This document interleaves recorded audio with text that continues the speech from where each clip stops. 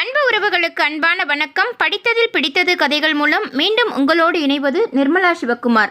நம்முடைய சேனலில் வரக்கூடிய கதைகள் பிடித்திருந்தால் சேனலை மறக்காமல் சப்ஸ்கிரைப் செய்து ஆதரவு தாருங்கள். என் பெயர் திவ்ய பிரபா. எனக்கு 38 வயது. திருமணமாகி 12 வருடங்கள் ஆகிவிட்டது. எனது கணவர் தனியார் கல்லூரியில் பேராசிரியராக பணிபுரிகிறார். அவர் என்னை விட 8 வயது மூத்தவர். அவருக்கு நல்ல சம்பளம் வருகிறது. அவருடைய சம்பாத்தியத்தில் வருமான ரீதியாக எங்கள் குடும்பத்தில் எந்த கஷ்டமும் இல்லை. எங்களுக்கு இதுவரை குழந்தைகள் இல்லை. மருத்துவமனைகளில் பலவிதமான சிகிச்சைகள் அதற்காக மேற்கொண்டோம். ஆனால் எதுவும் பலனளிக்கவில்லை. திருமணமான ஆரம்ப காலத்தில் எனது மாமனாரும் மாமியாரும் உயிருடன் இருந்தனர். மேலும் எனது கணவர் அவர்களுக்கு ஒரே மகன். அதனால் முழு அன்பையும் எனது கணவர் மீது அவர்கள் இருவரும் வைத்திருந்தனர். எங்களுக்கு திருமணமாகி 5 வருடங்கள் ஆகியும் குழந்தை இல்லாமல் இருந்ததால் அவர்கள் இருவரும் மன உளைச்சலுக்கு ஆளாகினர். அந்த மன உளைச்சலிலேயே இருவரும் அடுத்தடுத்து இறந்துவிட்டனர். என்னுடைய தாய் வீட்டில் 2 சகோதரர்கள் எனக்கு உள்ளனர். அவர்கள் இருவருக்கும் 2 மகன்கள் மற்றும் மகள்கள் உள்ளனர். மூத்த அண்ணனுக்கு ஒரு மகன் ஒரு மகள். அதேபோல் இளைய அண்ணனுக்கும். நான் பலமுறை என் கணவரிடம் அழுத்தி சொல்லியிருக்கிறேன், எனது மூத்த அல்லது இளைய அண்ணனின் மகளை தத்தெடுத்து கொள்ளலாம் என்று. ஆனால் என் கணவரோ அதை திட்டவட்டமாக மறுத்துவிட்டார். இது சம்பந்தமாக நான் என் அண்ணன்களிடம் பேசிய போது 4 ஒருவரை எங்களுக்கு தத்து கொடுப்பதில் சம்மதித்தனர். ஆனால் என் கணவரோ வேண்டாம் என்று பிடிவாதமாக இருந்தார். இந்த ஒரு சூழ்நிலையில் நாங்கள் இருவரும் ஒருவருக்கொருவர் குழந்தைகளாகவே வாழ்ந்து கொள்ளலாம் என்று முடிவெடுத்து எங்கள் வாழ்க்கை நகர்ந்து கொண்டிருந்தது. என் கணவர் கல்லூரிக்கு சென்று விடுவார். நான் வீட்டு வேலைகளை பார்த்து கொண்டிருப்பேன். அவரது அம்மா இருந்தவரை அவருக்கு உதவி கொண்டு வீட்டு வேலைகளையும் நிர்வகித்து வந்தேன். வீட்டில் மீதி இருக்கும் நேரம் தையல் எந்திரம் கொண்டு துணி தைப்பேன். அவரது அம்மா இறந்த பிறகு எனக்கு இருக்கும் கஷ்டம் மற்றும் தனிமை தீர வெளியில் ஏதாவது ஒரு நிறுவனத்தில் வேலை ஒன்று வாங்கித் தரும்படி என் கணவரிடம் கேட்டேன். அவரும் எனக்காக ஒரு தனியார் கம்பெனியில் வேலைக்காக பேசியிருந்தார். அவர்கள் 1 மாதம் கழித்து வந்து வேலைக்கு சேர்ந்து கொள்ள சொன்னார்கள். அதுவரை நான் என் வீட்டில் இருக்கும் தையல் இயந்திரம் கொண்டு துணிகளை தைப்பது மற்றும் வீட்டு வேலை என்று என் கவனத்தை திசை திருப்பியவாறு வாழ்க்கையை ஓட்டினேன். அப்படியே எங்கள் இருவரின் காலச்சக்கரம் சுழன்று கொண்டிருக்க இடி விழுந்தது போல ஒரே ஒரு சம்பவம் என் வாழ்க்கையையே புரட்டி போட்டது. அது என் கணவர் 2 சக்கர வண்டியில் வந்து கொண்டிருந்த போது விபத்துக்குள்ளான நிகழ்வுதான். அவர் மீது ஒரு டெம்போ மோதியதில் அவர் அருகில் இருந்த பள்ளத்தில் விழுந்தார். காயங்களுடன் அங்கிருந்தவர்கள் அவரை மருத்துவமனையில் சேர்த்தனர். நான் இந்த நிகழ்வை கேள்விப்பட்டு மருத்துவமனைக்கு விரைந்து சென்று பார்த்தபோது அவருக்கு தலையில் பலத்த அடிபட்டதால் அவர் பழைய விஷயங்களை மறந்துவிட்டதாக கூறினார்கள். தலையில் இருந்த காயத்தில் அறுவை சிகிச்சை நடந்து கொண்டிருக்க விபத்து நடந்ததை விசாரிக்க அது சம்பந்தப்பட்ட அதிகாரிகளும் வந்திருந்தனர். அவரது மனைவி என்ற முறையில் என்னிடமும் விசாரித்தனர். மேலும் எனது கணவர் தான் வாகனத்தை தவறான திசையில் ஓட்டினார் என்பதையும் அந்த டெம்போ ஓட்டுநர் மீது எந்த தவறும் இல்லை என்பதையும் விளக்கினார்கள். அங்கிருந்த சிசிடிவி கேமராவில் அத்தனை நிகழ்வுகளும் தெளிவாக பதிவாகியிருந்தது. எனது கணவரை மருத்துவமனைக்கு அழைத்து கொண்டு வந்து சேர்த்தவருக்கு நன்றி கூறிவிட்டு அவர்கள் கேட்கும் இடத்தில் கையெழுத்து போட்டுவிட்டேன். எனது கணவருக்கு எதுவும் ஆகக்கூடாது என்று கடவுளை வேண்டி அழுது கொண்டிருந்தேன். எனது வேதனையின் வெளிப்பாடுகள் கண்ணீராக வெளிப்பட்டன. அறுவை சிகிச்சைக்கு பிறகு அவர் ஐசியு பிரிவிற்கு மாற்றப்பட்டார். அவருக்கு நினைவு திரும்பவில்லை என்றால் உயிருக்கே ஆபத்து என்று மருத்துவர்கள் கூறினர். எனது அம்மா மற்றும் சகோதரர்களிடம் இந்த விஷயத்தை சொன்னேன். அம்மா உடனே ஆஸ்பத்திரிக்கு வந்தார். அவரை கட்டிப்பிடித்து அழுதேன். விரைவில் குணமாகி விடுவார், நீ கடவுளை வேண்டிக்கொள் என்று அம்மா எனக்கு ஆறுதல் கூறினார். நானும் அழுது கொண்டே கடவுளை வேண்டிக் கொண்டேன். நான் வருத்தத்தில் இருந்ததால் எனக்கு உதவும் நோக்கத்தில் என் அண்ணன் எனது கணவருக்காக மருத்துவமனையில் வேலை செய்து கொண்டிருந்தார். எனது அண்ணிகளுக்கு குழந்தைகள் இருந்தாலும் அவர்களை மருத்துவமனைக்கு அழைத்து வர அவர்களுக்கு விருப்பமில்லாததாலும் அவர்கள் யாரும் மருத்துவமனைக்கு வரவில்லை.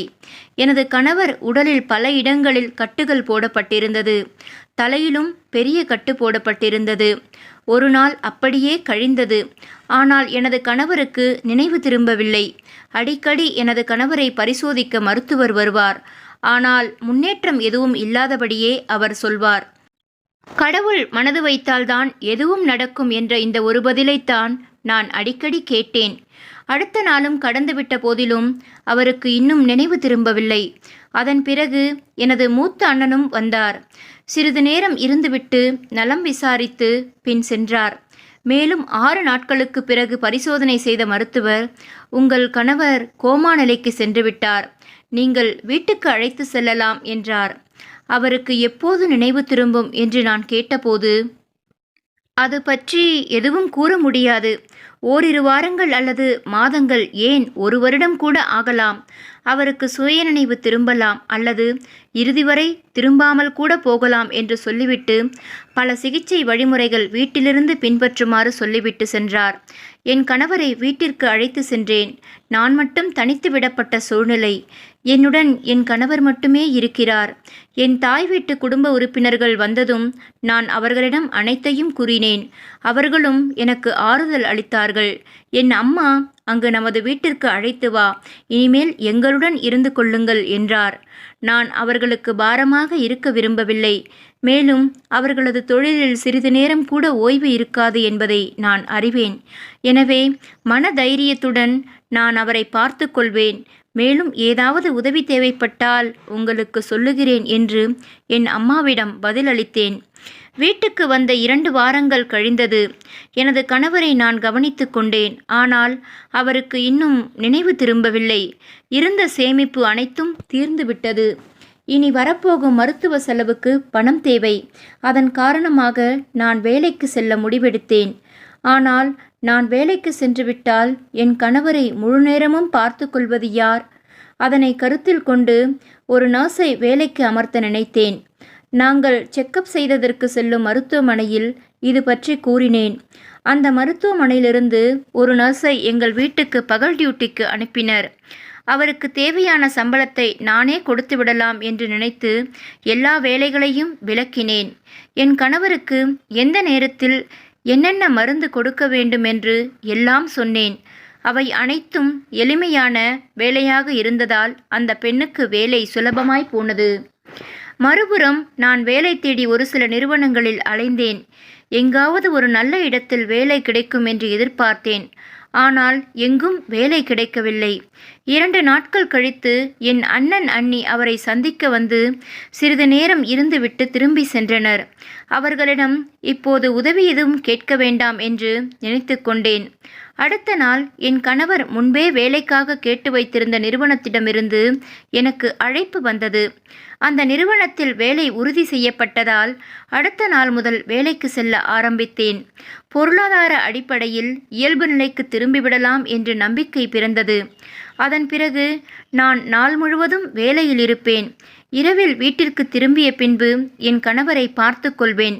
பகலில் நான் நியமித்த பெண் அவரை கவனித்துக் கொள்வார். இனிமேல் வருகின்ற வருமானத்திலிருந்து வீட்டில் வேலை செய்யும் அந்த பெண்ணிற்கு சம்பளம் கொடுத்து விடலாம். மீதியை வைத்து மருந்துகள் வாங்கவும் வாழ்க்கையை நடத்தவும் பயன்படுத்தி கொள்ளலாம் என்று முடிவெடுத்தேன். ஓரிரு வாரங்கள் கடந்தது. ஆனால் அந்த நர்ஸ் வீட்டிற்கு வரும்போது ஆரோக்கியமாக இருந்ததையும் இந்த ஓரிரு வாரங்களில் அவருடைய உடல் இளைத்து மெலிந்து போய் இருப்பதையும் கண்டேன். அதை கண்டு நான் அதிர்ச்சி அடைந்தேன். அவளுக்கு ஏதாவது உடல்நிலை சரியில்லாமல் இருக்கலாம் என்று நினைத்து கொண்டேன். அதன் பிறகு ஒரு நாள் நான் வேலை முடிந்து வீடு திரும்பிய போது அந்த நர்ஸ் கதவுக்கு வெளியே அமர்ந்திருப்பதை பார்த்து, என்ன நடந்தது, ஏன் இவ்வாறு அமர்ந்திருக்கிறீர்கள் என்று கேட்டேன். என்னவோ வாய்க்குள் முனகியபடி அவள் வீட்டை விட்டு வெளியேறினாள். நான் அவளை கூப்பிட்டேன். ஆனால் அவள் நான் சொல்வதை கேட்காதபடி சென்றாள். நான் கவலையும் குழப்பமும் அடைந்து வீட்டிற்குள் சென்றேன். உள்ளே வந்து பார்த்தபோது என் கணவர் தன் அறையில் அசையாமல் படுத்திருந்தார். அந்த பெண்ணின் நடத்தையை பற்றி யோசித்து கொண்டே சாப்பாடு தயாரித்து சாப்பிட்டுவிட்டு என் கணவரின் வேலைகளை செய்த பின்பு அவர் அருகில் தூங்கினேன். நான் புதிதாக சேர்ந்த என் வேலைக்கு எந்த பிரச்சனையும் வரக்கூடாது என எண்ணி அடுத்த நாளே ஒரு புதிய நர்ஸை ஏற்பாடு செய்தேன். செய்ய வேண்டிய வேலைகளை மீண்டும் அந்த பெண்ணிடம் சொல்லிக் கொடுத்தேன். முதலில் வந்த பெண்ணை விட இந்த பெண் அதிக ஆரோக்கியத்துடன் இருந்தார். இந்த நேரத்தில் சில சமயம் என் குடும்பத்தினர் என்னை சந்திக்க வந்து அவரையும் கவனித்துவிட்டு சென்றனர். ஆனால் என் கணவரின் நிலையில் எந்த முன்னேற்றமும் இல்லை. கண்டிப்பாக மீண்டு வந்து விடுவார் என்ற நம்பிக்கை ஒன்றுதான் மீதம் இருந்தது. இரண்டாவது வந்த பெண் என் வீட்டில் வேலை செய்து 10 நாட்களாக என் கணவரை கவனித்து கொண்டு வந்தார். முன்பு இருந்ததை விட இவரும் உடல் இளைத்தபடி தோன்றினார். இது எனக்கு மேலும் வியப்பாக இருந்தது. ஏனென்றால் அவள் என் வீட்டில் 10 நாட்கள் மட்டுமே வேலை செய்தாள். இவ்வளவு மெலிந்து போகும் அளவு திடீரென்று என்ன நடந்தது? ஒருவேளை அவள் டயட்டில் இருக்கலாம். இல்லையெனில் யாரும் திடீரென்று இவ்வளவு மெலிந்துவிட முடியாது என்று நானே யோசித்து கொண்டு அமைதியானேன். மேலும் அவரிடம் இதை பற்றி நான் எதுவும் கேட்கவில்லை. அன்று நான் வேலையை முடித்துவிட்டு வீட்டுக்கு திரும்பி வந்தபோது அந்த பெண் தன்னுடைய பொருட்களையெல்லாம் எடுத்து வைத்துவிட்டு, நான் நாளை முதல் வேலைக்கு வரவில்லை என்றார். காரணம் கேட்டபோது நடந்த தவறுக்கு தண்டனையை அனுபவித்துதான் ஆக வேண்டும் என்று சொல்லியவாறு திரும்பி பார்க்காமல் சென்றார். எனக்கு மிகவும் வியப்பாக இருந்தது. ஏனென்றால் 2 வாரங்கள் மட்டுமே வீட்டில் வேலை செய்திருந்தாள். வரும்போது உடல்நிலை நன்றாக இருந்தது. இப்போது உடல் இளைத்ததற்கான காரணம் என்ன என்று புரியவில்லை. மேலும் அவரது பதிலும் நடந்து கொண்ட விதமும் சற்றும் புரியவில்லை. இதற்கு முன்னால் இருந்த நர்ஸ் இதேபோன்று பதிலை புரியாமல் வாய்க்குள்ளேயே முனகிவிட்டு சென்றது எனக்கு ஞாபகம் வந்தது. இந்த 2 பெண்களும் நடந்து கொண்ட விதத்தைக் கண்டு நான் வீடு முழுவதும் தேடி பார்த்தேன். அவர்கள் நடத்தைக்கான காரணத்தை கண்டுபிடிக்கக்கூடிய எந்த ஒரு பதிலும் வீட்டில் கிடைக்கவில்லை. அடுத்த 2 நாட்களில் ஒரு புதிய பெண்ணை வேலைக்கு அமர்த்தினேன். இந்த முறை இப்படி எதுவும் நடக்கக்கூடாது என்று கடவுளை வேண்டிக் கொண்டிருந்தேன். அவர் வேலையை மிகவும் மகிழ்ச்சியாகவும் சந்தோஷமாகவும் செய்து கொண்டிருந்தார். 1 வாரம் கடந்து அவரும் சற்று உடல் மெலிந்து போவதை கண்டேன். அடுத்த நாள் அந்த பெண்ணை நானே வேலைக்கு வரவேண்டாம் என்று சொல்ல நினைத்தேன். ஏனென்றால் அவர்களுக்கு என்ன நடந்தது என்றே புரியவில்லை. மேலும் இந்த பெண்ணும் முழுவதும் பாதிக்கப்பட்டால் என்ன செய்வது என்று யோசித்து இந்த பிரச்சனைக்கு ஒரு முடிவு கட்ட விரும்பினேன். அதே போன்று அன்று மாலை அவள் கிளம்பி செல்லும்போது நாளை முதல் வேலைக்கு வரவேண்டாம் என்று சொல்லிவிட்டேன். இந்த 3 பெண்களின் நடத்தையை பின்பற்றி காரணம் எதுவும் கண்டுபிடிக்க முடியவில்லை. முதலில் எல்லாம் நன்றாக இருந்தது. ஆனால் திடீரென்று ஏதோ நடந்தது. மேலும் இவர்கள் உடல் இளைத்து வேலையை விட்டு செல்வது வழக்கமாய் இருந்தது. நான் இதையெல்லாம் யோசித்து கொண்டிருந்தேன். அதனால் என் வேலையில் கவனம் செலுத்த முடியவில்லை. இப்போது எனக்கு ஏதேதோ எண்ணங்கள் தோன்ற ஆரம்பித்தன. வீட்டில் அந்த பெண்கள் மற்றும் என் கணவர் மட்டுமே இருந்தார்கள். என்னதான் நடக்கிறது அங்கு என்று யோசித்து இந்த சிக்கலை நானே தீர்க்க முடிவு செய்தேன். 1 வாரம் விடுப்பு வேண்டும் என்று இந்த அலுவலகத்தில் கேட்டேன்.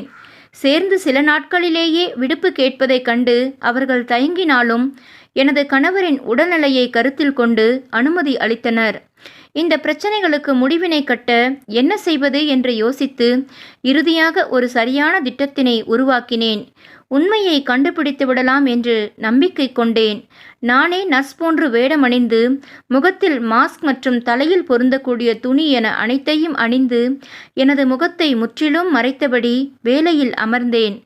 நான் முகத்திரை அணிந்திருந்ததால் யாரும் என்னை அடையாளம் கண்டுவிட முடியாது. வீட்டுக்குள் நுழைந்து எனது கணவருக்கு கொடுக்க வேண்டிய மருந்துகளை கொடுத்தேன். அவர் அவ்வாறே கோமாவில் படுத்திருந்தார். பிறகு நான் அந்த ரூமின் வாசலை நோக்கி பார்த்து யோசித்து கொண்டிருந்த போது ஒரு வகையான துணியை எனது முகத்தில் யாரோ போட்டார்கள். நான் அதை அரைகுறையாக சுவாசித்த போது லேசான மயக்கம் வருவது போல் உணர்ந்தேன். நான் மாஸ்க் அணிந்திருந்ததால் ஓரளவு மட்டுமே அது என்னை பாதித்தது. அப்படியே நான் அமர்ந்தேன். அப்போது யாரோ ஒருவர் என் கையில் பின்னால் இருந்து ஊசி போட்டார். அதன் பிறகு ஒருவிதமான மந்த நிலைக்கு தள்ளப்பட்டேன். அது அந்த ஊசியின் விளைவுதான். நான் கத்த விரும்பினேன். ஆனால் கத்தும் அளவுக்கு உடல் ஒத்துழைக்கவில்லை. என்னால் முடிந்தவரை சத்தமாக கத்த நான் தைரியத்தை சேகரித்தேன். ஆனால் அதனால் எந்த பயனும் இல்லை. ஏனென்றால் நான் சொல்வதை கணக்கில் எடுத்துக்கொள்ளவோ பதிலளிக்கவோ அங்கு யாரும் இல்லை. எனக்கு மயக்கம் தெளிவதற்குள் கதவு திறக்கும் சத்தம் கேட்டது. யாரோ என் கையில் இன்னொரு ஊசி போட்டு என்னை தூக்கினர். இந்த ஊசிக்கு பிறகு என் உடலில் மீண்டும் விசித்திரமான மந்தநிலை தோன்ற ஆரம்பித்தது. ஆனால் இதையெல்லாம் யார் செய்கிறார்கள் என்ற கேள்விக்கு இன்னும் பதில் கிடைக்கவில்லை. அப்போது எனது முகத்தின் திரையை அங்கிருந்தவர் அகற்றியவுடன் ஒரு அலறல் சத்தம் கேட்டது. அது ஒரு ஆணின் அலறல் சத்தம். மூடிய கண்களை சிரமத்துடன் திறந்து என் முன்னே பார்த்தேன். என் மனம் அதிர்ந்தது. என் கண்கள் நிச்சயமற்ற தன்மையால் இருந்தது. நான் எதுவும் பேசுவதற்குள் திடீரென்று கண்கள் இருண்டு முழுவதும் மயக்கமடைந்தேன். மீண்டும் கண்களை திறந்தபோது நான் ஒரு மருத்துவமனையில் அறையில் இருப்பதை கண்டேன். நான் சுற்றி பார்த்தேன். அறை முழுவதும் யாரும் இல்லை. அப்போது மயங்கி விழுவதற்கு முன் நடந்த சம்பவம் ஞாபகம் வந்தது. அந்த முகத்திரை அவிழ்க்கப்படும் முன் என் கணவரை எதிரில் பார்த்ததை நினைவுபடுத்தினேன். ஆம், கோமாவில் இருந்த என் கணவரை பார்த்தேன். ஆனால் அப்போது அவர் கோமாவில் இல்லை.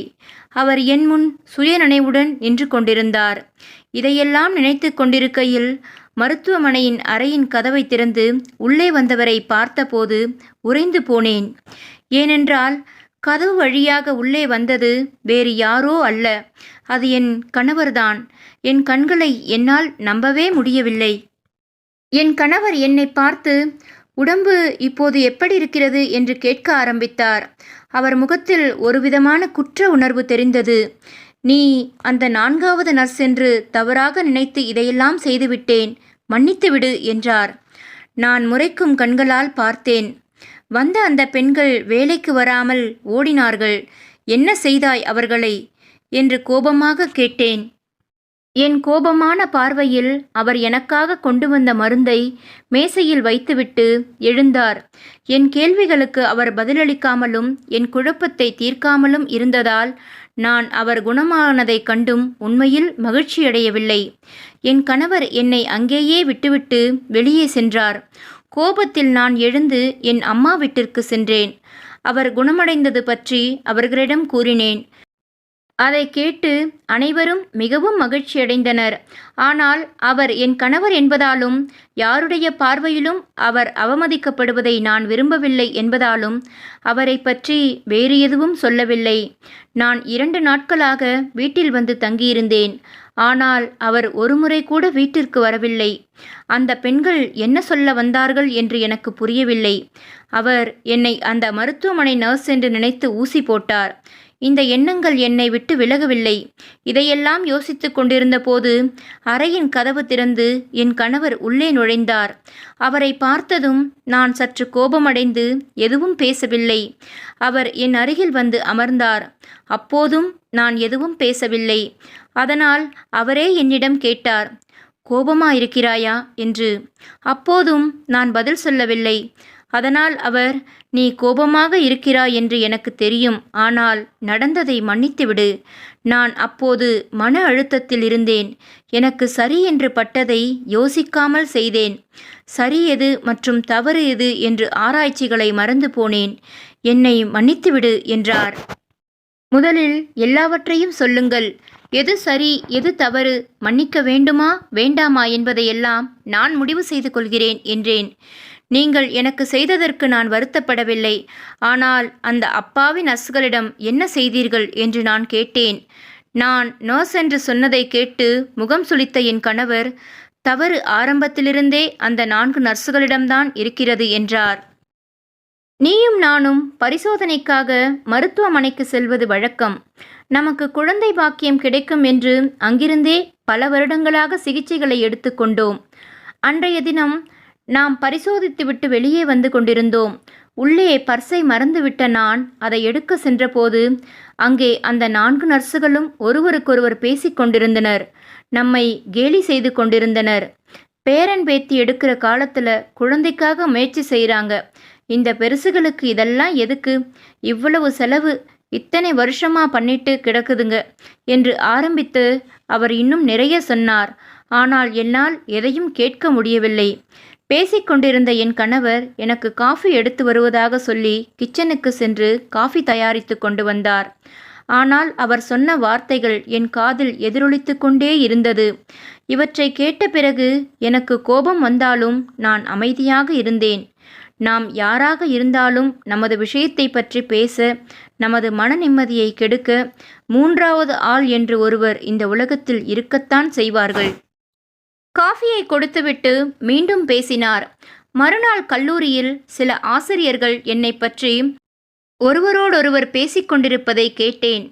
திருமணமாகி இவ்வளவு நாட்களாகியும் அவருக்கு குழந்தை இல்லை என்றார் ஒரு ஆசிரியர். அவர் வார்த்தைகள் மிகவும் மனதை தொடும் வகையில் இருந்தன. ஒரு இரக்கமும் அனுதாபமும் தான் இருந்தது. ஆனால் நான் இரக்கத்தையும் அனுதாபத்தையும் வெறுக்கிறேன். இந்த நிகழ்வுகளையெல்லாம் மனதில் வைத்து கோபத்தில் நான் வண்டியை தவறான திசையில் வேகமாக ஓட்டினேன். அது என் விபத்துக்கு வழிவகுத்தது. நான் இறந்து விடுவேன் என்று நினைத்தேன். ஆனால் கோமாவிற்கு சென்றேன் என்றார். அது எப்படி? சுயநலமாக ஒரு முடிவினை எடுக்க நினைத்தீர்கள்? என்னை இந்த உலகத்தில் தனித்து விட்டுவிட்டு நீங்கள் மட்டும் செல்ல நினைத்தீர்களா? மனதளவில் உங்களை விட அதிகமாக நான் பாதிக்கப்பட்டிருக்கிறேன். ஒரு நாளும் உங்களை விட்டு போக நினைத்ததில்லை என்று நான் சொல்வதை கேட்டு தலைகுனிந்தார். சரி, நீங்க சொல்லுங்க என்றேன். வீட்டிற்கு வந்திருந்த சில நாட்களில் எனக்கு சுயநினைவு வந்தது. ஆனால் அதை உன்னிடம் இருந்து மறைத்தேன். நீ அழைத்து வந்த பெண்மணி தான் மற்ற மூவருடன் சேர்ந்து வந்து நம்மை கிண்டல் செய்தவர்கள் என்பதை அறிந்தேன். நான் அவர்களின் உணவிலோ அல்லது குடிநீரிலோ இரகசியமாக சில மருந்துகளை சேர்த்தேன். அதனால் அவர்கள் உடல்நிலை சரியில்லாமல் போனது. வேலையை விட்டும் சென்றார்கள். அப்படியே மூவரும் செல்ல, நான்காவது நீ வந்தபோது உணவிலோ தண்ணீரிலோ மருந்து எதுவும் கலக்காமல் ஊசி போட வேண்டும் என்று நினைத்தேன். மயக்க மருந்து துணியை முகத்தில் மூடி ஊசி போட முயற்சி செய்தேன். அப்படிப்பட்ட சிலரின் வார்த்தைகள், கிண்டல்கள் மற்றும் அனுதாபங்களால் சோர்வடைந்த நான் மன அழுத்தத்தால் பாதிக்கப்பட்டு பின்பு இவற்றை செய்வதன் மூலம் திருப்தியடைந்தேன். ஆனால் அன்று முகத்திரையை கழட்டிய போது நீதான் அந்த நர்ஸ் என அறிந்ததும் நான் மனமுடைந்து அலறினேன். அதை பற்றி நிறைய யோசித்து தவறு செய்ததை மனதில் ஒரு ஓரத்தில் உணர்ந்தேன். குழந்தை இல்லாத தம்பதிகளை இது போன்ற கேலிகள் எவ்வாறு பாதிக்கின்றன என்பதை பற்றி சில மக்கள் சிந்திக்க மாட்டார்கள். மற்றவர்களை பற்றி பேசுவதே இங்கு பலரின் வேலை. யாருடைய வாயையும் அடைக்க முடியாது. அந்த மன அழுத்தம் சரியாக நான் மன அழுத்த எதிர்ப்பு மருந்துகளை உட்கொண்டேன். இப்போது ஓரளவுக்கு நலமாக உணர்கிறேன். என்னை மன்னித்துவிடு என்றார். ஒருவேளை அவர் சொன்னது விதியாக இருக்கலாம். கண்மூடித்தனமான கோபத்தில் அவர் செய்ததை மன்னித்தேன். அதில் ஒரு நர்ஸ் பெண்ணிடம் கேட்டபோது வந்த பெண்களின் பைகளில் எழுதி வைக்கப்பட்டிருந்த காகிதம் பற்றி அவர்கள் கூறினர். மற்றவர்களின் கஷ்டங்கள் உங்கள் சிரிப்புக்கு தொடுபொருளாய் நினைத்ததன் விளைவே உங்கள் உடல் சீர்கேட்டுக்கு காரணம். ஏற்கனவே நொந்து கிடக்கும் மனதை உங்களின் கேலிகளும் கிண்டல்களும் மேலும் துளைத்து இந்த தண்டனையை கொடுக்க செய்தது. நீங்கள் வருந்தும் வரை தண்டனை தொடரும் என்று அந்த காகிதங்களில் எழுதி என் கணவர் அந்த நர்ஸ் பெண்களிடம் பைகளில் வைத்திருக்கிறார். எனக்கு என் கணவர் மேல் கோபம் வந்தது. இருந்தாலும் நான் அவரை மன்னித்தேன். அவர் மன அழுத்தத்தால் பாதிக்கப்பட்டு செய்வது புரியாமல் அனைத்தையும் செய்தார். அவர் செய்த அந்த தவறுக்கு அப்பாவியாக இருந்த பெண் யாரேனும் மாட்டியிருந்தால் அது எவ்வளவு பெரிய குற்றமாய் ஆகியிருக்கும் என்று நான் சொன்னதை கேட்டு அவரும் வருத்தம் கொண்டார். பல மன்னிப்பு மற்றும் சிகிச்சைகளுக்கு பிறகு எனது கணவர் மன அழுத்தம் மற்றும் அது போன்ற எண்ணங்களிலிருந்து மீண்டு வந்தார். சில நாட்களுக்கு பிறகு ஒரு அழகான ஆண் மற்றும் அழகான பெண் குழந்தைகளை நானும் என் கணவரும் அனாதை ஆசிரமத்திலிருந்து தத்தெடுத்து வளர்க்க ஆரம்பித்தோம். குழந்தைகள் இல்லை என்று பிறர் செய்த கேலிகளோ காட்டிய வெற்று அனுதாபங்களோ பாதித்ததாக உணர்ந்த என் கணவரும் நானும் பாசம் காட்ட ஒரு தாய் தந்தை இல்லை என்று நிஜ அனுதாபத்தால் ஏங்கி தவித்த இரு நல்ல உள்ளங்களை பெரும் செல்வங்களாக மாற்றிக்கொண்டோம். நிரந்தரம் என்று சொல்ல இயலாத இந்த வாழ்க்கை பயணத்தை கடக்க அமைந்த மகிழ்ச்சியின் ஓடங்களாய் எங்களுடைய குழந்தைகள் அமைந்தார்கள். கதை பிடித்திருந்தால் பகிருங்கள், விருப்பம் தெரிவியுங்கள். நன்றி, வணக்கம்.